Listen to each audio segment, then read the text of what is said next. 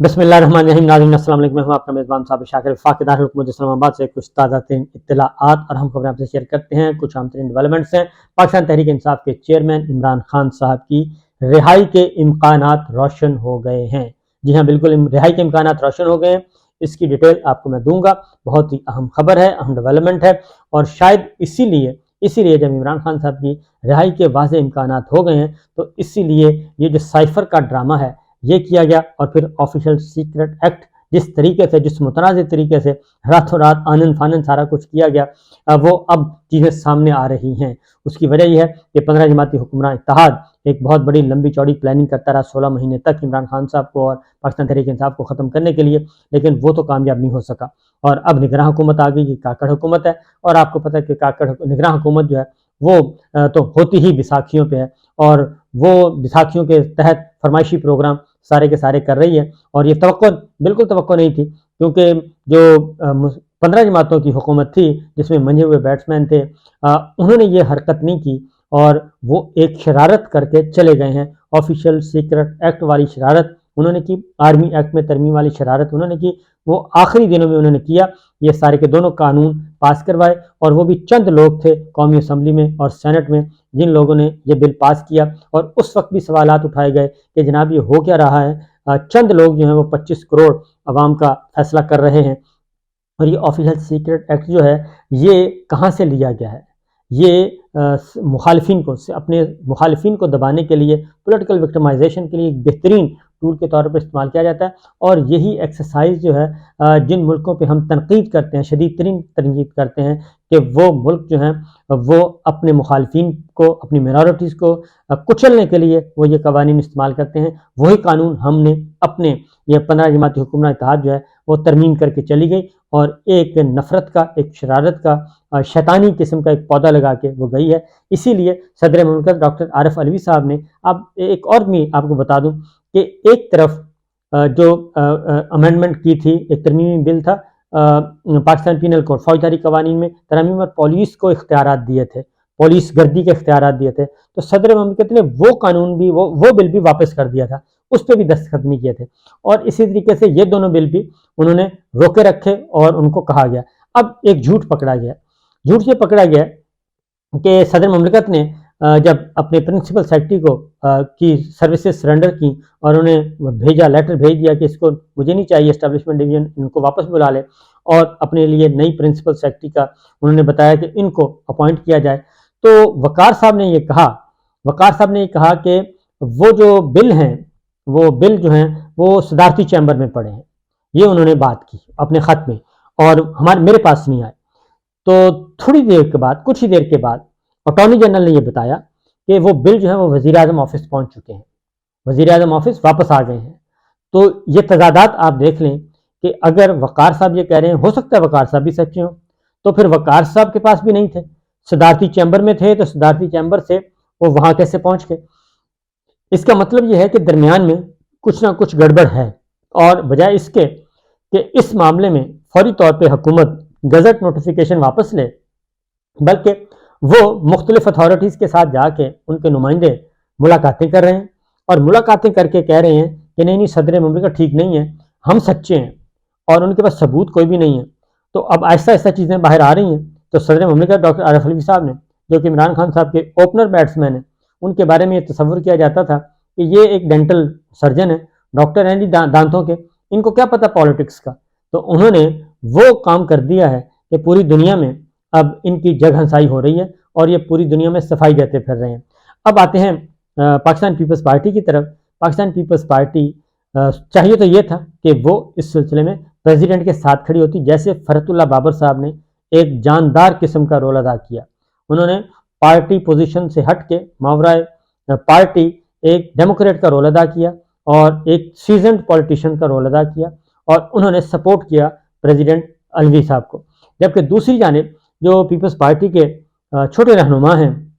وہ ہر روز 2-3 نکلتے ہیں، اور نکل کے کوئی نہ کوئی اسٹیٹمنٹ دے دیتے ہیں، اور وہ پریزیڈنٹ صاحب کو حلف تنقید بنا رہے ہیں، حالانکہ ان کو پتہ ہے کہ یہ ساری باتیں، پچھلا ولاگ ضرور سن لیجیے گا، اس میں نے ساری باتیں بتا دی ہیں کہ یہ کیسے کیسے جھوٹ پکڑا گیا ہے۔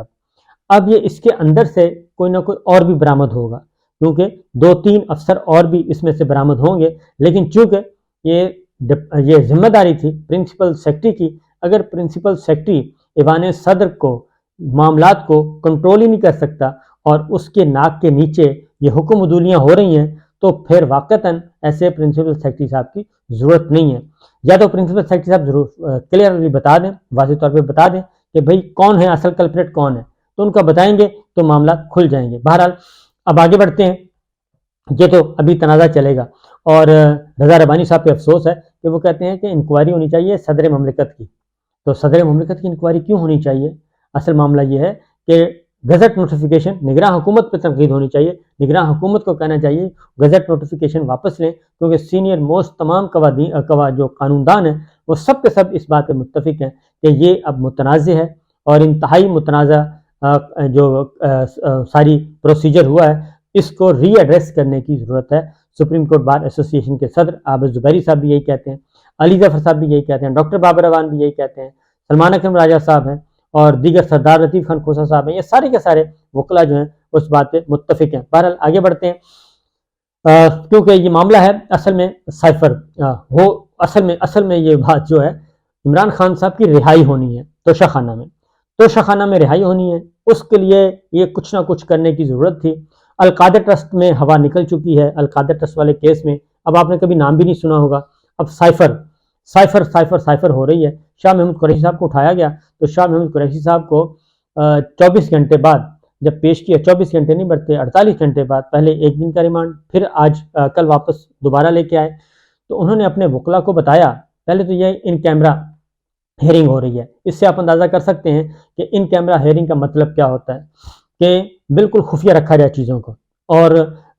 چیزیں رپورٹ نہ ہوں۔ تو شاہ محمود قریشی صاحب نے بتا دیا کہ جب سے میں FIA کی حراست میں ہوں، مجھ سے ایک دفعہ بھی سائفر کا نہیں پوچھا، انہوں نے ایک دفعہ بھی سائفر کے بارے میں سوال نہیں کیا، بلکہ سوالات کچھ اور کیے جا رہے ہیں۔ وہ سوالات یہ کیے جا رہے ہیں کہ آپ پارٹی چھوڑ دیں، آپ عمران خان صاحب کو چھوڑ دیں، یا پھر آپ PTI میں رہ کے ہمارے لیے کام کریں، یہ ان سے بات کی جا رہی ہے۔ اس سے وہ انکاری ہیں قریشی صاحب، اور مسلسل انکاری ہیں، اس لیے یہ سارا کچھ ہو رہا ہے۔ اسد عمر صاحب کا بھی بتا دوں کہ اسد عمر صاحب کے بارے میں پہلے یہ تھا کہ وہ پہلے تھا گرفتار ہو گئے، پھر یہ کہا گیا کہ وہ لاپتہ ہو گئے، لیکن پھر وہ گھر پہنچ گئے، اور گھر پہنچنے کے بعد بدستور خاموش ہیں، اور وہ اس معاملے میں کچھ نہیں بول رہے، کیونکہ جو FIR میں سیکرٹری انٹیریئر کی طرف سے جو درج ہوئی ہے اس میں یہ لکھا ہوا ہے کہ فی الوقت ہمیں جو اسد عمر صاحب اور سیکرٹری اعظم خان صاحب کے بارے میں کہا ہے کہ فی الوقت ان کی ہمیں ان کو رکھا ہوا ہے، سوچ بچار کے لیے رکھا ہوا ہے، تو اس لیے ان پہ ابھی تک نہیں آئے۔ عمران خان صاحب اور شاہ محمود قریشی صاحب تک معاملہ رکا ہوا ہے، اور اصل معاملہ وہی تھا کہ قریشی صاحب کو جو کہا جا رہا ہے، اب کہا جا رہا ہے، وہ پہلے بھی کہا جا رہا تھا کہ آپ عمران خان صاحب کو اور پاکستان تحریک انصاف کو خیر بات کہہ دیں، جیسے کہ پرویز خٹک صاحب اور محمود خان صاحب نے کیا ہے۔ تو بہرحال ابھی تک یہ بات نہیں بن رہی۔ اب آتے ہیں جی جو چیزیں ہیں ایوان صدر میں، ایک تو امپورٹنٹ ایونٹ، صدر مملکت ڈاکٹر عارف علوی صاحب، جن کو یہ سمجھتے تھے کچھ بھی نہیں ہے، وہ ابھی تک بھی بہت کچھ ہیں، اور سارے کے سارے چلے گئے ہیں، لیکن پریزیڈنٹ علوی موجود ہیں اور وہ کنٹینیو کریں گے، کیونکہ اب ان پہ پریشرائز جو ہے ان کو پریشرائز کیا جا رہا ہے کہ آپ کے خلاف انکوائری ہو سکتی ہے، آپ کے خلاف ہم یہ کر سکتے ہیں۔ تو پیپلز پارٹی کے اندر کی جو لاٹ ہے جو کہ صرف دیکھتی ہے اقتدار کے ایوانوں کو اور اپنے مفادات کو، وہ اس کی نظر ہے ایوان صدر پہ۔ وہ میں وجہ بتا چکا ہوں کہ صادق سنجرانی صاحب کے ساتھ جو ان کی نظر ایوان صدر میں اس لیے کہ راجہ پرویز اشرف صاحب صدر بن جائیں گے مارچ میں، اور اس کو کنٹینیو کریں گے قائم مقام صدر کے طور پہ جب تک کہ الیکشن ہو نہیں جاتے۔ اب آتے ہیں ایک اور خبر کی طرف، کیونکہ سارے معاملات اس طرف ہیں۔ سپریم کورٹ آف پاکستان میں سماعت کے لیے مقرر ہو گیا ہے کیس توشہ خانہ کا، عمران خان صاحب کی درخواست، اس پہ پہلے اعتراضات لگے، لیکن بعد میں اعتراضات ختم ہوئے، اور ختم ہونے کے بعد اب کل 23 تاریخ کو ہیئرنگ ہے۔ Chief justice of Pakistan Umar Ata Bandial صاحب، جسٹس مظاہر اکبر نقوی صاحب اور جسٹس مندوخیل صاحب، یہ 3 رکنی فل بینچ ہے جس سماعت کرے گا توشہ خانہ معاملے میں، اور عمران خان صاحب کی درخواست ہے، اور کیونکہ پہلے بھی آیا تھا سپریم کورٹ میں معاملہ آیا تھا اور ہائی کورٹ کو ریفر کیا تھا، ہائی کورٹ نے وہ فیصلہ جو ہے اس کو ڈیلے کرتے کرتے وہ سارا ہمارے سامنے ہے، اور ہمایوں دلاور صاحب نے جو ایک متنازع قسم کی سزا دی ہے غیر قانونی طور پہ. ان کے وکیل جناب خواجہ حارث صاحب وہ ببانگ دوحل انہوں نے بتا دیا، اسلام آباد ہائی کورٹ کو بھی بتایا کہ یہ سب کچھ ہوا ہے. آج اسلام آباد ہائی کورٹ میں ہے معاملہ اور کل سپریم کورٹ آف پاکستان میں ہوگا. آج دیکھتے ہیں جسٹس عامر فاروق صاحب، چیف جسٹس عامر فاروق صاحب، وہ ان کی طبیعت اگر تو ٹھیک ہوئی تو وہ اس کیس کو ٹیک اپ کریں گے، اگر طبیعت ٹھیک نہ ہوئی تو یہ کیس ڈی لسٹ ہو جائے گا. اور پھر 23 تاریخ کو سپریم کورٹ آف پاکستان میں چیف جسٹس آف پاکستان کی سربراہی میں فل بینچ اس کی سماعت کرے گا. اور اسی لیے جو آئینی ماہرین اور قانونی ماہرین کہہ رہے ہیں کہ توشہ خانہ کیس عمران خان صاحب کا کسی وقت بھی اڑ سکتا ہے. یہ زیادہ سے زیادہ 3-4 سماعتیں ہیں، دونوں طرف کے آرگومنٹس ہو گئے تو اس کے بعد یہ کیس ٹکنے والا نہیں ہے، سزائیں برقرار نہیں رہیں گی اور یہ سارے کا سارا کیس ری اوپن ہوگا اور دوبارہ سے اس کا ٹرائل ہوگا. اسی لیے جو ماسٹر مائنڈ ہیں انہوں نے یہ سائفر والا کام کیا، آفیشیل سیکرٹ ایکٹ والا کام کیا، شاہ محمود قریشی صاحب کو بھی گرفتار کر لیا اور عمران خان صاحب کی بھی گرفتاری اس میں ڈال دی. اب عمران خان صاحب کے بارے میں آتے ہیں، کیونکہ پیچھے چیزیں چل رہی ہیں اور مختلف طریقوں سے صدر مملکت کو بھی ڈرایا دھمکایا جا رہا ہے اور جناب عمران خان صاحب کو بھی ڈرایا دھمکایا جا رہا ہے. سوشل میڈیا پہ ٹویٹس ہوتی ہیں. ٹویٹس کیا ہوتی ہیں کہ جناب مصر ماڈل، یعنی کہ عمران خان صاحب کو مورسی بنا دیا جائے، صدر مورسی بنا دیا جائے اور صدر الوی صاحب کو بھی صدر مورسی والا کام کر دیا جائے. یعنی پہلے تختہ الٹا گیا صدر مورسی کا اور اس کے بعد ان کو گرفتار کیا گیا، پھر ان کو ٹرائل کیا گیا اور وہ جیل میں ہی وہ دم توڑ گئے. تو یہ مورسی ماڈل کہتے ہیں جی پاکستان میں اس طرح کا ماڈل ہو سکتا ہے، لیکن میرا اپنا خیال ہے کہ ایسا اب ممکن نہیں ہے. اس کی ریزن یہ ہے کہ پاکستان میں ایک تو قربانی دی ہے ذوالفقار علی بھٹو صاحب نے، انہوں نے پھندا اپنے گردن میں چڑھا لیا، پھانسی لے لی اور لیکن انہوں نے سمجھوتا نہیں کیا. اس کے بعد کسی وزیر اعظم کو پھانسی دینا، کسی وزیر اعظم کو سزا دینا یہ ممکن نہیں ہے، کیونکہ وہ والا جو ایک کالک ضیاء الحق صاحب کے زمانے میں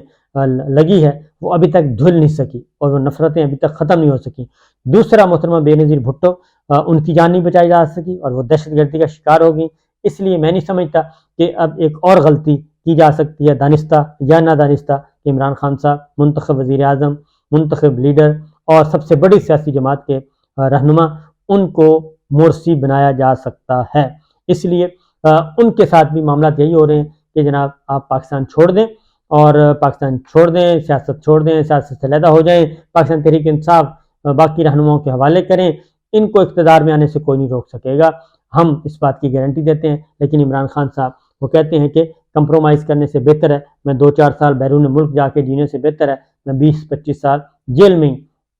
رہ کے اللہ تعالیٰ کو پیارا ہو جاؤں، کم از کم میرا ضمیر مطمئن ہوگا. اور جو کچھ ان کے ساتھ جیل میں کیا جا رہا ہے وہ ساری کی ساری چیزیں ریکارڈ پہ آ چکی ہیں اور ایک ایک بات درست ثابت ہوئی جو کہ میں آپ کو اس فورم پہ آپ کو بتاتا رہا. اور اب یہ ہوا ہے کہ عمران خان صاحب کو جب سے ایڈیشنل سیشن جج وزٹ کر کے گئے ہیں اب ان کے لیے باتھ روم والی جو ہے کوشش کی جا رہی ہے. ان کو اجازت ملتی ہے کہ نہیں ملتی جیل حکام کو، لیکن چونکہ یہ کورٹ آرڈر بھی ہے اور اب وہ رپورٹ بھی ہو چکا ہے، اب جیل حکام کی رسپانسبلٹی ہے کہ وہ اس پریشر کو کیسے دیکھتے ہیں اور عمران خان صاحب کو کیسے سہولتیں فراہم کرتے ہیں. ایک اور بھی خبر دیتا ہوں ساتھ ساتھ، ایوان صدر میں صدر مملکت ابھی تک اہم ہیں اور سعودی عرب کے وزیر حج و عمرہ وہ پریزیڈنٹ الوی سے ملے ہیں اور وہ میں ابھی بھی یہی کہوں گا کہ یہ عام ملاقات نہیں تھی. اس کی وجہ ہے کہ وزیر حج و عمرہ ان کا ایوان صدر میں صدر مملکت کے ساتھ کیا ہو سکتا ہے، ملاقات کس نوعیت کی ہو سکتی ہے، کیونکہ وہ ملے ہیں پرائم منسٹر سے، وہ ملے ہیں وزیر مذہبی امور سے، پریزیڈنسی میں ان کا کیا ہے معاملہ. تو صدر الوی صاحب کو کیا کوئی پیغام دیا گیا ہے، کوئی بات چیت چل رہی ہے یا کیا معاملہ ہے، کس کا پیغام کس کو دیا گیا، یہ ابھی تک کوشچن ہے. ابھی ہم کوشش کر رہے ہیں کہ اس تک پہنچے. اجازت دیجیے، اللہ حافظ.